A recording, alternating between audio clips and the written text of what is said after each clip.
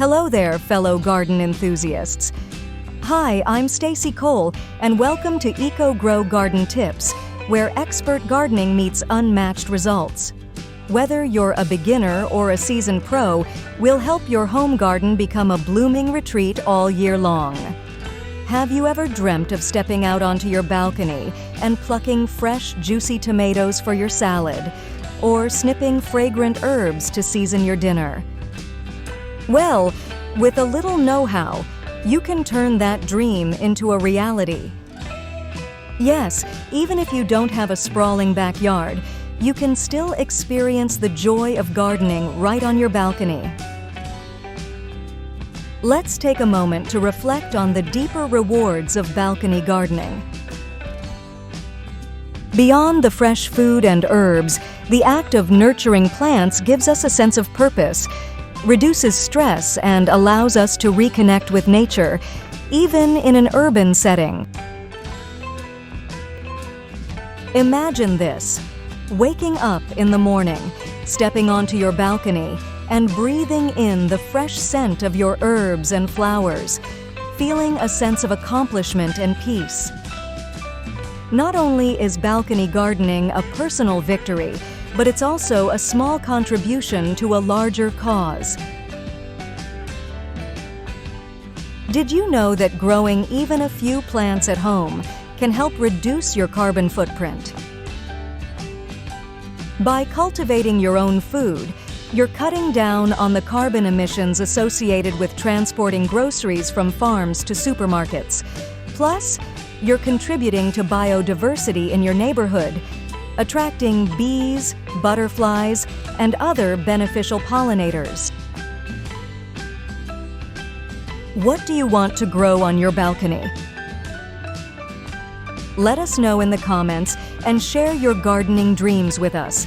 And don't forget to like, subscribe, and hit the notification bell.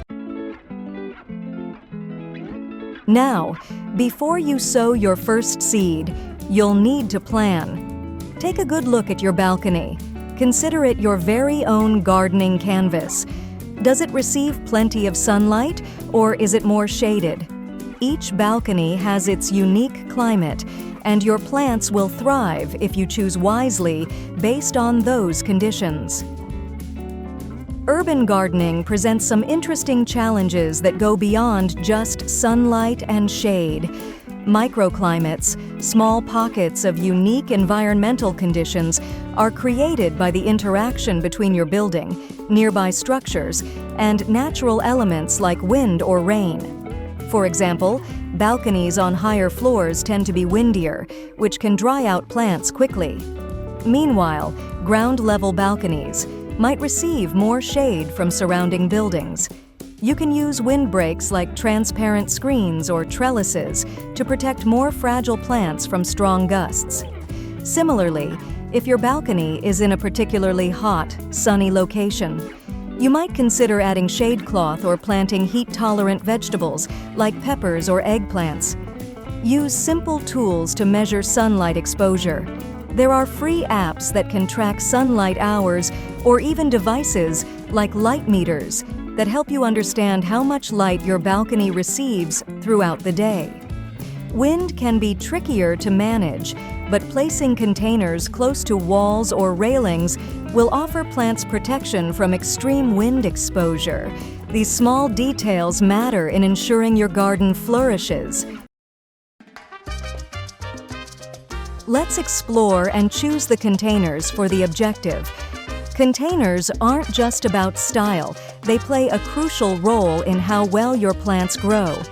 Different plants have different root systems, so the size and material of the container matter. For those of you with limited space, vertical gardening is a game changer. By growing up rather than out, you can maximize your planting area. Install trellises along the walls or use hanging pots to create layers of green. Climbing plants like beans or peas are perfect for vertical spaces. Another exciting option is self-watering containers. These containers come with a reservoir that allows plants to draw water as needed, reducing the risk of over- or underwatering. For busy gardeners or those in hot climates, this could be a lifesaver. If you're into DIY, you can create your own self-watering system using simple materials like plastic bottles or buckets. It's cost-effective and a great way to recycle. Let's talk materials. While terracotta and plastic are the go-to, consider other options like ceramic pots that insulate plants during hot summers. For a rustic touch, wooden containers are excellent, but ensure they are lined to prevent rot. Some innovative gardeners even use old barrels or crates. Why not turn repurposing into an art form? Get excited! Now it's time to bring in the stars of your garden, your wonderful, awesome plants.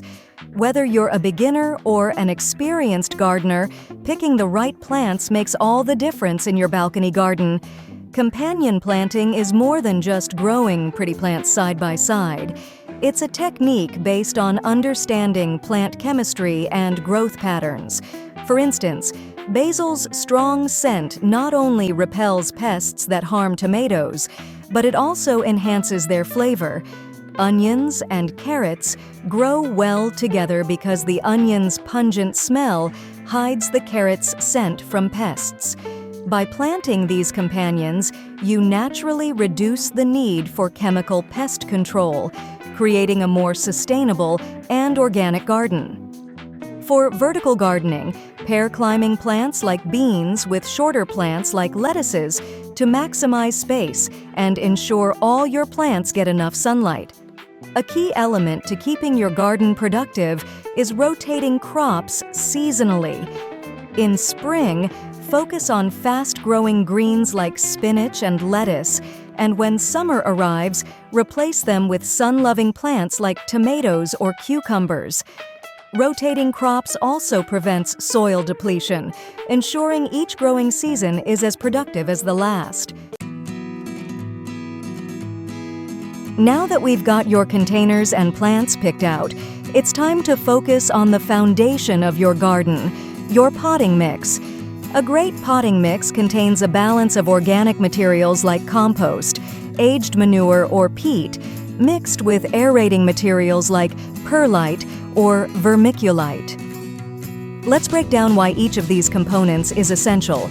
Compost, full of beneficial microbes. Compost acts as a natural fertilizer and improves soil structure. A healthy potting mix should contain 30 to 40% compost. Perlite, a volcanic mineral that improves aeration and drainage. This is especially important for preventing root rot in containers, where water tends to pool. Peat or coconut coir. These materials help retain moisture while still allowing the soil to drain properly. This is especially useful for thirsty plants like cucumbers or tomatoes. If you prefer to make your own potting mix, here's a simple recipe: 50% compost, 25% peat or coconut coir, and 25% perlite or vermiculite. Add a bit of slow-release organic fertilizer to give your plants an extra boost. And remember, never reuse soil from a previous growing season without adding fresh compost to rejuvenate its nutrients. Now that your plants are comfortably settled in their pots, let's talk about one of the most important aspects of balcony gardening: watering and fertilizing. Watering might seem straightforward, but getting it right can be the difference between thriving plants and droopy, underperforming ones. Overwatering is one of the most common mistakes, especially in container gardening, where water has nowhere to go if it doesn't drain properly. The rule of thumb: water deeply but infrequently. For most vegetables, it's better to water thoroughly once or twice a week rather than giving them small amounts of water daily. This encourages the roots to grow deeper into the soil, making your plants more resilient to drought. For balconies that get direct sunlight, containers dry out faster. Try this trick. Stick your finger into the soil about an inch deep. If the soil feels dry, it's time to water. If it's still moist, you can wait another day or two. For those looking to make watering even easier, drip irrigation systems or self-watering containers are lifesavers. Drip irrigation slowly delivers water directly to the root zone of your plants, reducing water waste and ensuring that plants get a steady supply. Self-watering containers work similarly by storing water in a reservoir at the base of the pot. The plants draw water as they need it, which makes this system particularly effective for busy gardeners or during hot summers.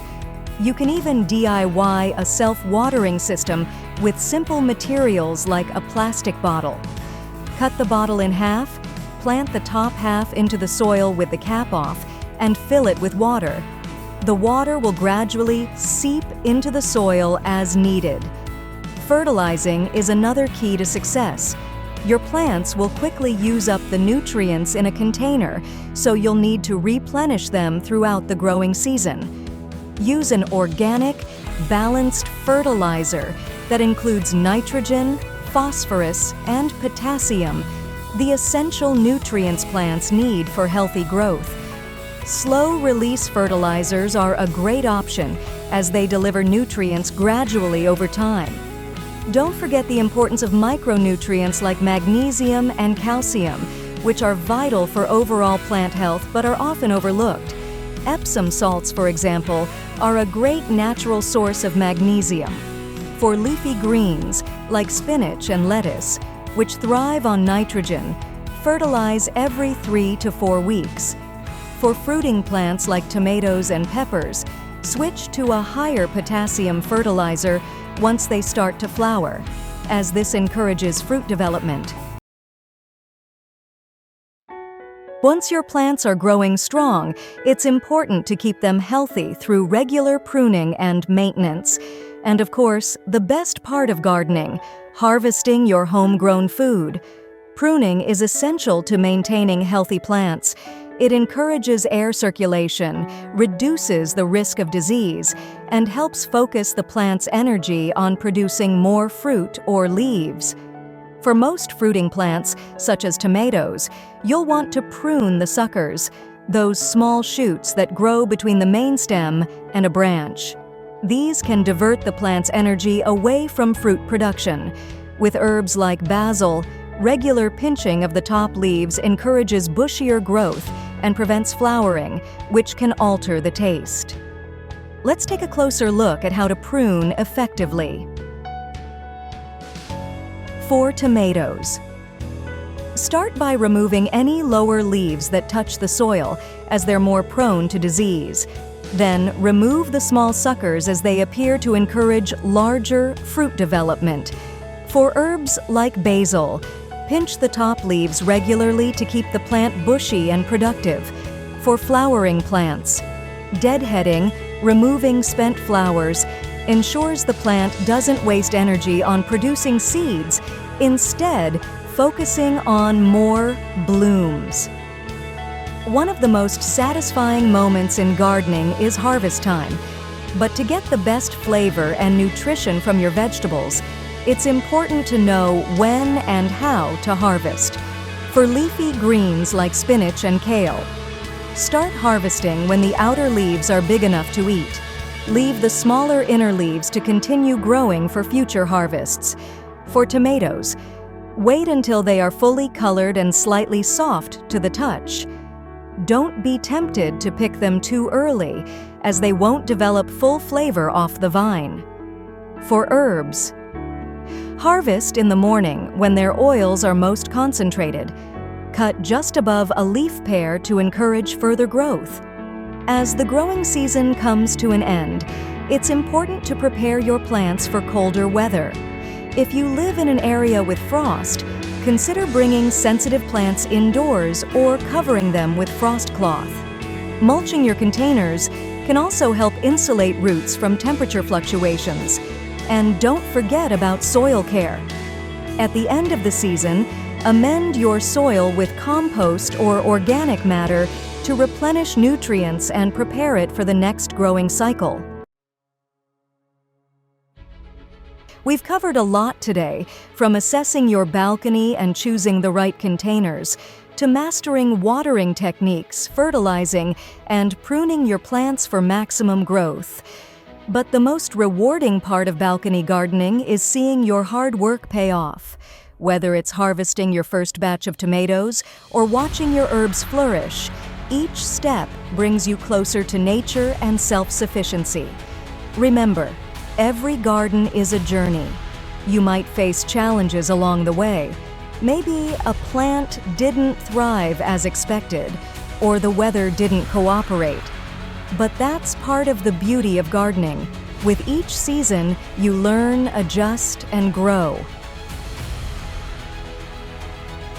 If you found today's tips helpful, be sure to hit that subscribe button for weekly gardening videos filled with expert tips and tricks.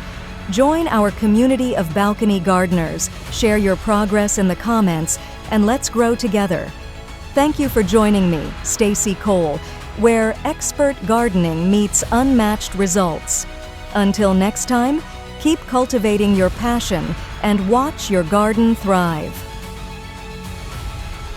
If you're excited about growing your own balcony garden, make sure to subscribe.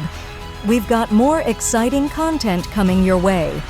Don't forget to hit the notification bell so you'll never miss out on new gardening tips, and share your gardening stories in the comments below. Join our growing community, #EcoGrow Community. Let's grow together. Happy gardening!